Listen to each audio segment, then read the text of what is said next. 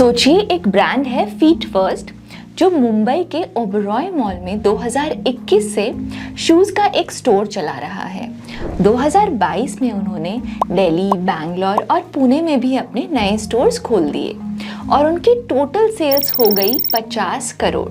सुनने में तो मज़ेदार लगता है, लेकिन जब इन्वेस्टर्स ने देखा कि मुंबई वाले पहले स्टोर की सेल्स वहीं की वहीं हैं, तो उन्होंने पूछा, पुराने स्टोर में तो ग्रोथ ही नहीं है, तो ब्रांड की असली स्ट्रेंथ कहाँ है?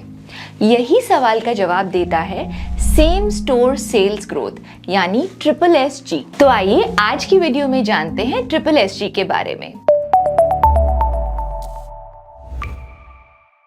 सेम स्टोर सेल्स ग्रोथ एक ऐसा रेशो है जो ये बताता है कि जो स्टोर्स एक साल पहले भी थे उनकी सेल्स कितनी बढ़ी है या घटी है। अगर फॉर्मूला की बात करें तो इसका फॉर्मूला है कि एक स्टोर की पिछले साल की सेल्स और उसकी इस साल की सेल्स में कितना डिफरेंस है डिवाइडेड बाय पिछले साल की सेल्स कितनी है सेम स्टोर से मल्टीप्लाइड बाय 100।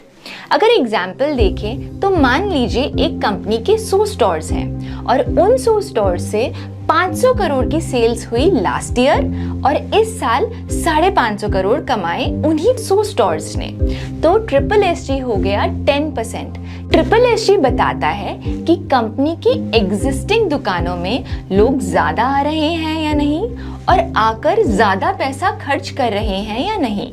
ये कंपनी की एक्चुअल ऑर्गेनिक ग्रोथ को दिखाता है बिना नए स्टोर्स खोले। अब इस रेशो को यूज कैसे करें? ये रेशो रिटेल या QSR जैसे सेक्टर्स में, यानी कि डीमार्ट, टाइटन, ज़ूडियो, डोमिनोज और स्टारबक्स जैसी कंपनीज में एक बहुत ही इम्पॉर्टेंट ऑपरेशनल मेट्रिक है। हाई SSSG का मतलब है कि कस्टमर्स लॉयल हैं या फिर वो ज़्यादा पैसे स्पेंड कर रहे हैं। वहीं लो या नेगेटिव SSSG का मतलब है कि स्टोर्स बोरिंग हो गए हैं या फिर सामान की डिमांड ही कम हो गई है। अब टिपिकल SSSG लेवल्स क्या होते हैं? 8 to 10% या उससे ज़्यादा मतलब ज़बरदस्त ग्रोथ और कंपनी का ब्रांड काफ़ी स्ट्रॉन्ग है। वहीं 5 to 8% का मतलब है कि कंपनी की ग्रोथ ठीक ठाक है, यानी कंपनी को मार्जिन और प्राइसिंग पर ध्यान देने की ज़रूरत है।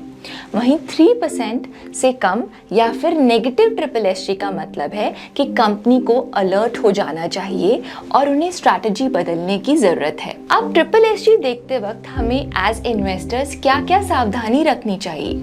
सबसे पहले तो प्रमोशनल पुश का इम्पैक्ट। कभी कभी कंपनीज काफ़ी हेवी डिस्काउंट देती हैं जिससे SSSG तो बढ़ जाता है पर उनके मार्जिन्स कम हो जाते हैं। यहाँ एक और बात पर ध्यान देना काफ़ी ज़रूरी है, वो है सीजनैलिटी और फेस्टिवल्स का इम्पैक्ट। दिवाली, ईद और वेडिंग सीजन के समय सेल्स बढ़ जाती हैं, इसलिए क्वार्टर ऑन क्वार्टर नंबर्स या ईयर ऑन ईयर कंपैरिजन करते वक्त फेस्टिवल टाइमिंग का ध्यान रखना ज़रूरी है, वरना हमारा एनालिसिस गलत हो सकता है। जैसे दिवाली अगर एक साल अक्टूबर में है और अगले साल नवंबर में, तो Q2 और Q3 का SSSG कंपैरिजन मिसलीडिंग हो सकता है। Point number 2, base effect. अगर पिछले साल की सेल कम थी, जैसे कोविड के समय काफ़ी सारे बिजनेसेस की सेल्स कम हो गई थी, तो छोटी सी ग्रोथ भी बड़ा परसेंटेज दिखती है, इसलिए बेस इम्पैक्ट बहुत ही इम्पॉर्टेंट एस्पेक्ट है। Point number 3, product mix changes. अगर कंपनी ने अपने प्रोडक्ट मिक्स चेंज किया है, जैसे अगर वो ज़्यादा महंगी चीज़ें या फिर लग्जरी आइटम्स जो कि जनरली हाई मार्जिन प्रोडक्ट्स होते हैं वो बेचने लगी है, तो सेल्स तो बढ़ जाएगी लेकिन फुटफॉल कम हो जाएगा, इससे कंफ्यूजन हो सकता है। Point number 4, excluding digital sales.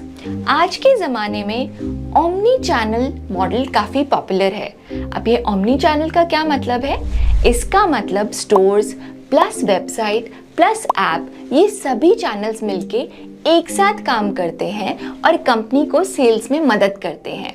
अगर एक ब्रांड ऑनलाइन ज़्यादा कमा रहा है और ऑफलाइन सेल्स फ्लैट चल रही हैं, तो SSSG अलग पिक्चर दिखाएगा। फ्लिपकार्ट, अमेजॉन, नाइका जैसे प्लेटफॉर्म्स के सेलर्स या ब्रांड्स काफ़ी बार सिर्फ ऑनलाइन ग्रो करते हैं और उनकी SSSG आर्टिफिशियली कम लग सकती है।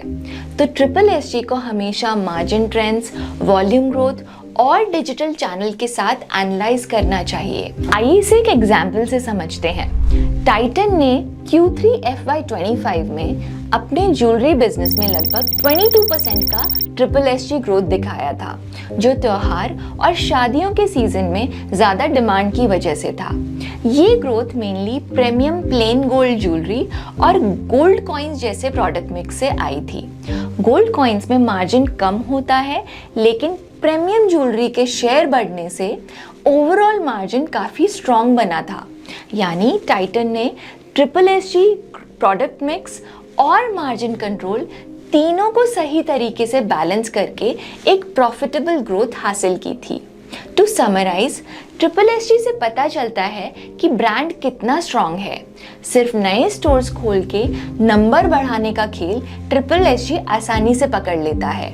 अगर किसी कंपनी का SSSG कंसिस्टेंट और स्ट्रॉन्ग है तो समझो ब्रांड स्केलेबल है और लॉन्ग टर्म के लिए सॉलिड है। पर ये रेशियो हमें अकेले नहीं देखना चाहिए, इसे मार्जिन, डिस्काउंटिंग, वॉल्यूम्स और चैनल मिक्स के साथ समझना काफ़ी ज़रूरी है। आशा करते हैं आपको आज का वीडियो पसंद आया होगा, तो लाइक और सब्सक्राइब करना मत भूलिएगा और हमारी इन्वेस्टिंग की पाठशाला सीरीज़ को देखते रहिएगा। धन्यवाद।